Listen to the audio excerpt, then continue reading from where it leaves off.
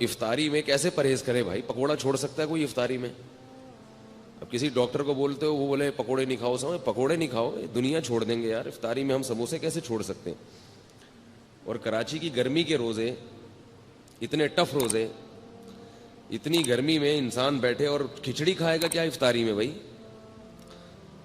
تو ہم کہتے ہیں بھائی آدمی کچھ کھائے تو تمیز کے ساتھ.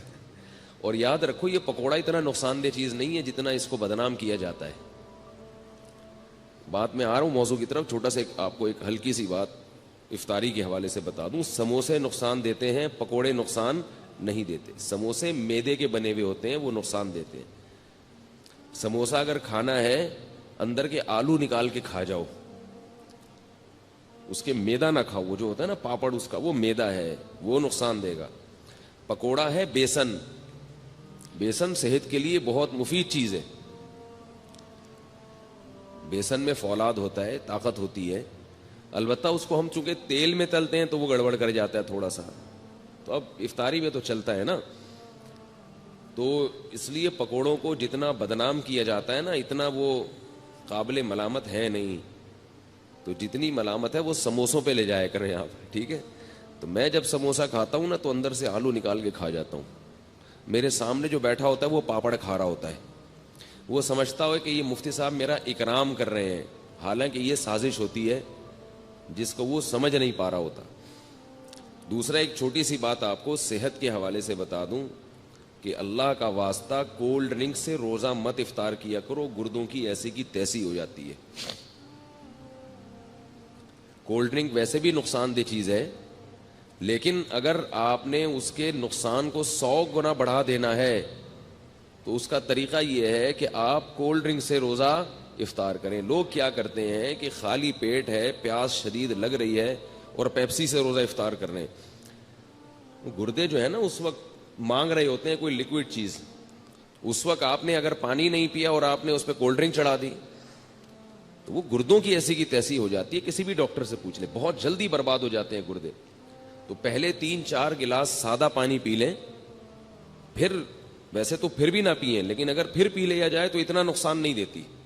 سمجھ رہے بات کو کہ نہیں سمجھ رہے؟ اسی طرح چینی والی چیز افطاری میں، چینی کا شربت جو ہم پیتے ہیں خالی پیٹ، یہ بھی گردوں کو نقصان دیتا ہے. چینی جو ہے نا، چینی یہ وائٹ پوائزن ہے، وائٹ پوائزن، سفید زہر ہے. یہ چینی جب تیار ہوتی ہے تو یہ بالکل کالے کلر کی ہوتی ہے، یہ کوئلہ بن چکی ہوتی ہے. اس میں ایک کیمیکل ڈالا جاتا ہے رنگ کاٹ، جو اس کے رنگ کو کاٹ کے کیا بنا دیتا ہے؟ سفید کر دیتا ہے بالکل. تو وہ بہت خطرناک کیمیکل ہے. اب ہوتا یہ ہے کہ چینی والا شربت جب آپ پیئیں گے یعنی خالی پیٹ، تو آپ کی پانی کی کمی پوری نہیں ہوتی. وہ جزو بدن بننے میں ٹائم لگاتا ہے اور چینی کی وجہ سے پیاس مزید بڑھ جاتی ہے. پانی پیتے رہتے ہیں مگر جسم میں پانی کی کمی پوری نہیں ہوتی. تو کام الٹا ہوا کہ نہیں ہوا؟ کیا خیال ہے بھائی؟ اور پھر اوپر سے وہ کیمیکل ہے. تو اس لیے بہتر یہ ہے کہ نبی صلی اللہ علیہ وسلم نے کھجور سے روزہ افطار کرنے کا حکم دیا، اس کو طیب چیز قرار دی. کھجور کھائیں، اوپر سے سادہ پانی پی لیں، تھوڑا سا ٹھنڈا بھی ہو چلے گا. ہم چائنیز نہیں ہیں کہ بالکل ہی ابلے ہوئے پانی پئیں. اتنے بھی بیوقوف نہیں ہونے چاہیے انسان کو کہ وہ ابلے ہوئے پانی جو ہے نا گرم گرم پینا شروع کر دے. نبی صلی اللہ علیہ وسلم نے ہمیشہ ٹھنڈا پانی پیا ہے، لیکن فریج کا ٹھنڈا نہیں، چشموں کا ٹھنڈا.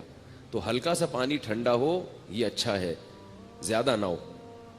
لیکن گرم پانی پینا، اگر اس سے میرا ملفوظ یاد رکھیں کہ چائنیز کہتے ہیں گرم پانی سے عمر لمبی ہوتی ہے. تو گرم پانی پی کے زندہ رہنے سے بہتر ہے ٹھنڈا پانی پی کے مر جاؤ. صحیح ہے نا؟ ایسے زندگی کا کیا فائدہ جس میں آپ کو یہ لذت، جو نبی صلی اللہ علیہ وسلم نے تو اللہ کی جو محبت مانگی ہے نا اس کو تشبیہ دی ہے ٹھنڈے پانی سے کہ اے اللہ مجھے اپنی محبت محبوب بنا دے. وَمِنَ الْمَاءِ الْبَارِدِ، ٹھنڈے پانی سے بھی زیادہ محبوب بنا دے.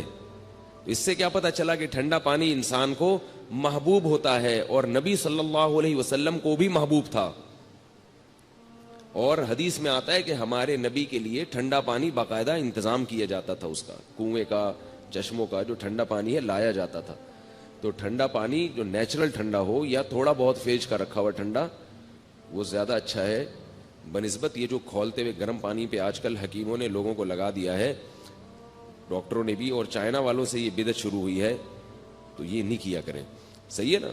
بات سے بات نکلتی ہے, موضوع ادھورا چھوڑ دوں گا نا تو مصیبت ہو جائے گی, پھر وہ مسئلہ خراب ہو جائے گا.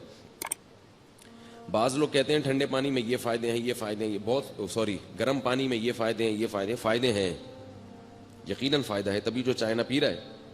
لیکن جہاں فائدے ہوتے ہیں وہاں نقصانات بھی ہوتے ہیں. پہلی بات تو یہ وہ پانی نہیں ہے, اس میں پانی کا مزہ ہی نہیں ہے. آپ پیاس کے وقت قہوے جیسا پانی پی لو تو مزہ تھوڑی آئے گا پینے میں. تو اللہ نے تو یہ ان نعمتوں میں ایک لذت بھی تو رکھی ہے نا, کیا خیال ہے, لذت بھی تو رکھی ہے. اور دوسری بات یہ کہ جہاں کچھ فائدے ہیں وہاں کچھ نقصان بھی ہیں, نقصان بھی ہیں. وہ آپ کی جو انرجی ہے نا وہ ختم ہو جاتی ہے اس سے. آپ کبھی تجربہ کر کے دیکھیں, آپ دوپہر کھانا کھا کے گرم پانی پئیں کھولتا ہوں, آپ کو قیلولے میں نیند نہیں آئے گی صحیح طرح سے, نیند خراب ہو جائے گی آپ کی, نیند کا سسٹم آپ کا متاثر ہوگا. تو کھانے کے بعد تو نہ ٹھنڈا پئیں نہ گرم پئیں, اور کھانے کا 1 گھنٹے کے بعد آپ نے ہلکا سا ٹھنڈا پانی ہے, نارمل پانی, وہ پی لیا اس. تو افطاری میں چینی کا شربت خالی پیٹ بول لیں بھائی نہ پئیں, اس سے پانی کی کمی پوری نہیں ہوتی اور پیاس بار بار لگتی ہے. اور اگر کسی کو چینی کا شوق ہے ہی بہت زیادہ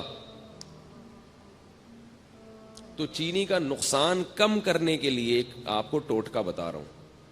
وہ نقصان کم ایسے ہوگا کہ کچی چینی زیادہ نقصان دیتی ہے, پکی ہوئی چینی کم نقصان دیتی ہے. میں نے گھر میں حکم دیا ہوا ہے, حکم کیا, گزارش کی ہوئی ہے گھر والوں سے, حکم کہاں بھائی, ریکارڈ ہو رہا ہے بیان, گزارش کی ہوئی ہے کہ چینی کو پانی میں ڈال کے ابال لو اور اس کا شیرہ بنا لیں. چینی کو نا خوب اچھی طرح پکائیں, پانی میں ڈال کے بہت اچھی طرح پکائیں, خوب اچھی طرح پکا کے نا اچھی طرح بوائل کر کے اس کا شیرہ تیار کر کے بوتل میں بھر کے رکھ لیں. وہ پکی ہوئی چینی ہے, اس میں جو اس کے کیمیکل ہے نا وہ جلنے اور پکنے کی وجہ سے اس کے زہریلی اثرات ختم نہیں ہوتے, کم ہو جاتے ہیں. آ رہی ہے بات, ختم نہیں ہوتے, کم ہو جاتے ہیں. تو اب اگر وہ شربت میں ڈال کے پئیں گے تو نقصان تو پھر بھی ہوگا مگر کم ہوگا. شربت میں یا کھیر میں یا حلوے میں, جو بھی آپ لوگ کھاتے ہیں, ہم نہیں کھاتے حلوہ بھائی, ٹھیک ہے نا, تو وہ نقصان کم ہو جائے گا. اسی طرح نمک جو ہے نا, نمک وہ بھی کچا زیادہ نقصان دیتا ہے, پکا ہوا بول لیں کم نقصان. یہ جو کچا نمک ہے نا, اس سے بلڈ پریشر کا مسئلہ کھڑا ہوتا ہے. کچا نمک کھانے میں اوپر سے نمک ڈال دیا. اسی طرح جو آٹے میں نمک ڈلتا ہے, ہوتا تو آٹے میں نمک کے برابر ہے وہ, مگر چونکہ وہ کچا رہ جاتا ہے. روٹی جب پکتی ہے نا تو اندر نمک نہیں پکتا اس میں صحیح طرح. تو جو بلڈ پریشر کے مریض ہیں وہ لوگ جب یہ روٹی کھاتے ہیں تو کھاتے ہی ان کا بی پی ہائی, اور پھر الٹی الٹی باتیں پھینکنا شروع کر دیتے ہیں. دیکھا ہوگا آپ نے, کھانا کھاتے ہی پڈا ہو گیا گھر میں. تو اس کا حل یہ ہے, یہ میں ہوائی باتیں نہیں کر رہا, بڑے بڑے ڈاکٹروں کی بات کر رہا ہوں, اور جن لوگوں نے اس پہ کنٹرول کیا ان کے گھر سے بلڈ پریشر کی بیماری ختم ہو گئی. تو اس کا بھی طریقہ یہ ہے کہ یا تو روٹی میں نمک ڈالے ہی نہیں, آٹے میں نمک ہی نہ ڈالیں, جو ڈالنا ہے سالن میں ڈال دیں, کیونکہ سالن والا نمک پک جاتا ہے.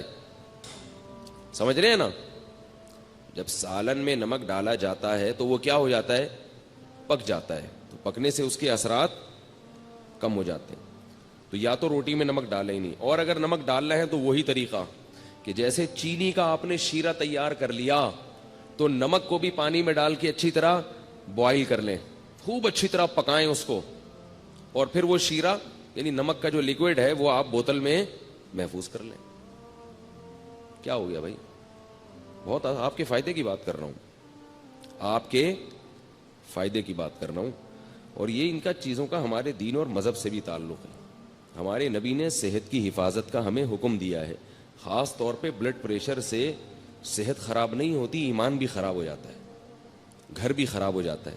جو بیوی کے مریض ہیں نا, طلاقیں بھی اکثر وہی دیتے ہیں, اور بچوں کو بھی اٹھا اٹھا کے کوٹتے رہیں گے, پھینکتے رہیں گے.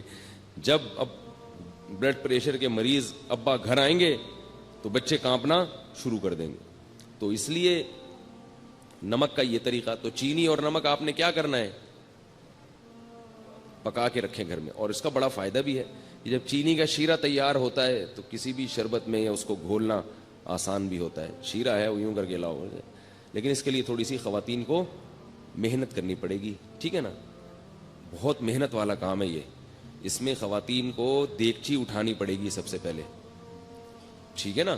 پھر وہ پانی ڈالنا پڑے گا اس میں, پھر اس میں چینی الٹنی پڑے گی, پھر چولہا جلانا, یا تو اس کے ذریعے جلائیں گی یا ماچس کے ذریعے, پھر ابالنا. تو کافی ٹینشن والا کام ہے, لیکن ایک دفعہ کی ٹینشن ہے, آپ کو یہ ٹینشن باقی ٹینشنوں سے بچا لے گی. اور بہتر تو یہ کہ چینی چھوڑ دیں, شہد کھائیں بھائی. کیا خیال ہے؟ شہد کا شربت اگر آپ افطاری میں پی لیں, فائدہ ہی فائدہ.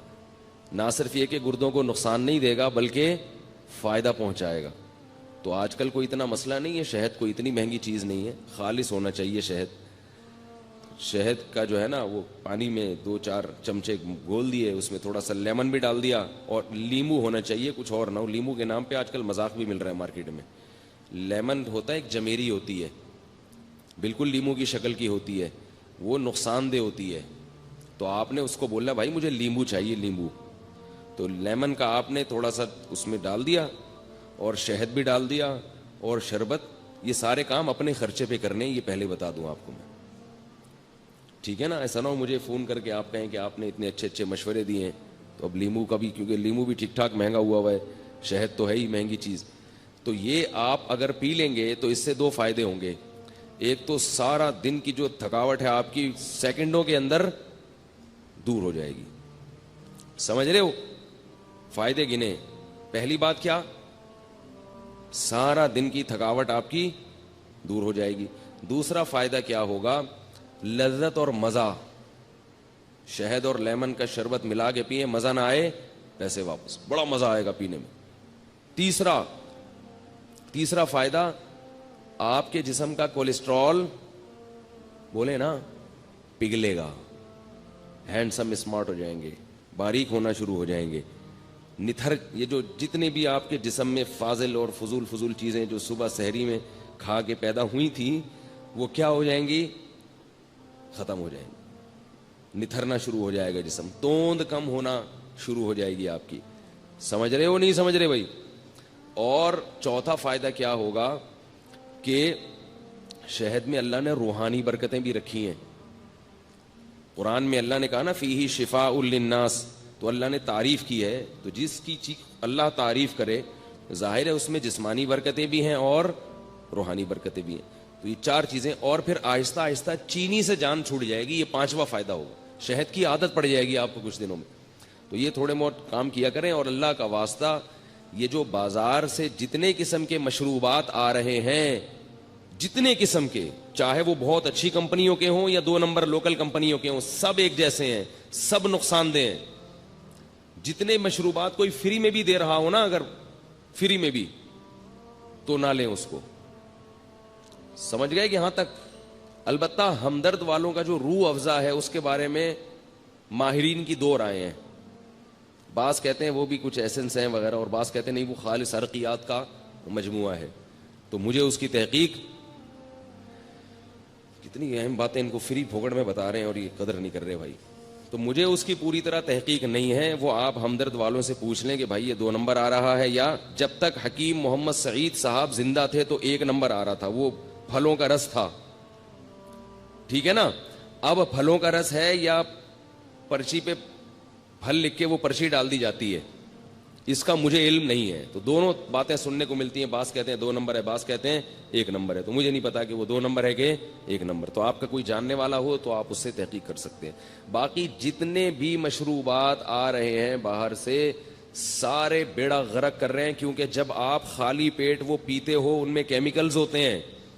وہ کیمیکلز آپ کے گردوں کو فوری طور پر متاثر کرتے ہیں. گردوں کے اتنی بیماریاں, پہلے زمانے میں لاکھوں میں کوئی 1 گردوں کا مریض ملتا تھا. تو اپنے آپ کو ڈائلیسس پہ کیوں لانا چاہ رہے ہو بھائی؟ آپ دیکھو نا, ڈائلیسس کے مریضوں کو جا کے ہسپتال میں دیکھو, پناہ مانگو گے اللہ کی آپ کہ اللہ مجھے بچا لے اس عذاب سے. تو یہ سارے کیسے مریض بنتے چلے جا رہے ہیں؟ شوگر کی بیماری, گردوں کی بیماری اتنی زیادہ عام ہو گئی ہے. اس کی بنیادی وجہ یہ جو مشروبات ہیں بازار کے ڈبے جو دودھ کے آپ پی رہے ہیں نا, دودھ کے نام پہ جو مذاق پلایا جا رہا ہے آپ کو, یہ چھوڑ دیں, یہ دودھ نہیں ہے. یہ جو خوشنما پیکنگ میں دودھ آ رہے ہیں یہ سفید رنگ کی کوئی چیز ہے, یہ دودھ نہیں ہے. اس کا کسی لیبارٹری میں ٹیسٹ کروا لیں, یہ دودھ نہیں ہے.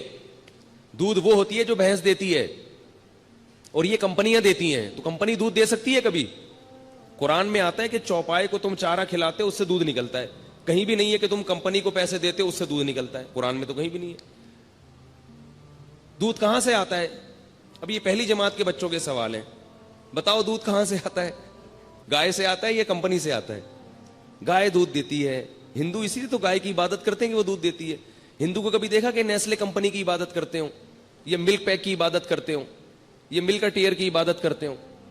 اتنی سینس تو ہندوؤں میں بھی ہے کہ عبادت کس کی کرنی ہے, یعنی ان کے لحاظ سے جو سینس ہے کس کی عبادت کرنی ہے, گائے کی.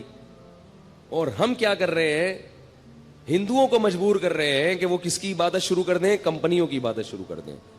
تو دودھ گائے دیتی ہے, گائے سے دودھ نکالو, یا جس نے نکالا ہوا ہے اس سے جا کے خریدو. اس میں جراثیم اگر ہیں تو کوئی مسئلہ نہیں ہے, وہ جراثیم والا اس بغیر جراثیم سے بہتر ہے. جراثیم بھی اس میں اسی لیے آ رہے ہیں کہ وہ دودھ ہے. جراثیم کو بھی پتا ہے کہ یہ کیا ہے, دودھ ہے. اور یہ جو ڈبوں کے دودھ ہے ان کو کھول کے رکھ دو, اس کو جراثیم بھی لفٹ نہیں کراتے. تو جس چیز کو جراثیم بھی لفٹ نہ کرا رہے ہوں اس کو آپ کیوں پی رہے ہو بھائی؟ تو یہ ساری چیزیں کھا کھا کے لوگوں کے گردوں کا بیڑا غرق ہو گیا. شوگر کے مریض بنتے چلے جا رہے ہیں, توندیں نکلتی چلی جا رہی ہیں, جسم ڈھلکتے چلے جا رہے ہیں, چہروں کی رونقیں ختم ہو رہی ہیں, پھر بھی پی رہے ہیں, بچوں کو بھی پلا رہے ہیں. اس لیے یہ اللہ نے قرآن میں حکم دیا ہے کہ اپنے آپ کو خود سے ہلاک مت کرو. جیسے خودکشی کرنا حرام ہے کھمبے سے چپک کے, ایسے ہی سلو پوائزن کھا کے آہستہ آہستہ اپنے آپ کو تباہ کرنا بھی غلط کام ہے, ناجائز کام ہے. اگر آپ کو پتا ہے کہ اس سے مجھے نقصان ہو رہا ہے. یہ عجیب بات ہے کہ کھمبے سے چپکنا تو حرام ہے, اپنے آپ کو مار دینا. یعنی آپ مجھے بتاؤ, ایک آدمی خودکشی کر رہا ہے, وہ ایسے کر رہا ہے کہ ابھی گیا اور ابھی بجلی کے کھمبے پہ ہاتھ لگایا اور ابھی مر گیا. تو یہ ناجائز ہے یا نہیں ہے بھائی؟ اور ایک آدمی ایسے اپنے آپ کو ہلاک کر رہا ہے کہ وہ تھوڑا تھوڑا کرنٹ اپنے لگاتا ہے کہ میں ابھی نہیں مروں, 10 سال میں مر جاؤں. تھوڑا تھوڑا اپنے آپ کو کیا کر رہا ہے, ہلاک کر رہا ہے. آج تھوڑا سا کرنٹ, پھر تھوڑا اور ذرا جھوڑ کا جھٹکا, پھر اور. ٹھیک ہے یہ ویسا حرام نہیں ہے جیسا ایک دم سے مارنا, لیکن کیا اس کو بھی ہم صحیح کہہ سکتے ہیں اس عمل کو؟ ہے بھائی زندگی کی حفاظت جب فرض ہے تو پھر وہ ہر لحاظ سے فرض ہے. تو اس طرح یہ چیزیں کھا کھا کے لوگوں نے, اور افطاری میں چونکہ زیادہ نقصان ہوتا ہے, تو رمضان تو اللہ نے ہمیں دیا ہے, اس کی حکمتوں میں ایک حکمت یہ ہے کہ اس سے صحت اچھی ہوتی ہے. اور اوپر سے جتنی بیماریاں رمضان میں ہو رہی ہیں اتنی کسی اور مہینے میں نہیں ہوتی, کیونکہ وہ جو سارا جو ہے نا ترتیب آؤٹ کر جاتی ہے.